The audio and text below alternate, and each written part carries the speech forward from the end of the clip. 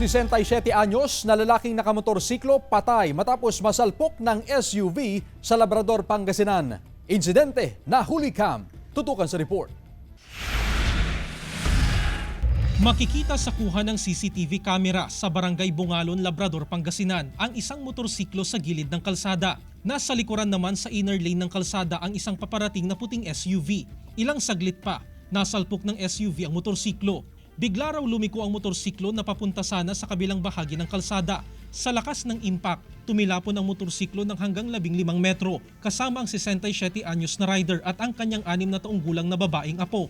Hindi siguro niya napansin na hindi rin siya nakapagpreno agad kaya sumalpok na.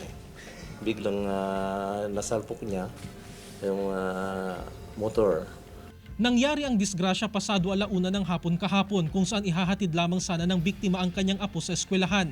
Makikita sa video ang pilit na pagtayo ng bata sa gitna ng kalsada. Sa tulong ng isang barangay kagawad, binuhat ang bata na nagtamo ng mga sugat at bali sa iba't ibang bahagi ng katawan. Agad dinala sa ospital sa Dagupan City ang dalawa subalit namatay din kalaunan ng lolo. Ligtas naman na sa ngayon ang bata na patuloy na nagpapagaling. Kasi si Papa, si Lolo mo, iuwi namin. Magaling na. Oo, magaling na. Kaya maiwan ka, magpagaling ka rin. Hindi ko sinabing mo, patay na siya. Isinailalim na ng pulisya sa inquest proceeding ang driver ng SUV at maharap sa kaukulang kaso. Kasama si Daryl Peralta, Jeric Pasiliao. 1 North Central, Luzon.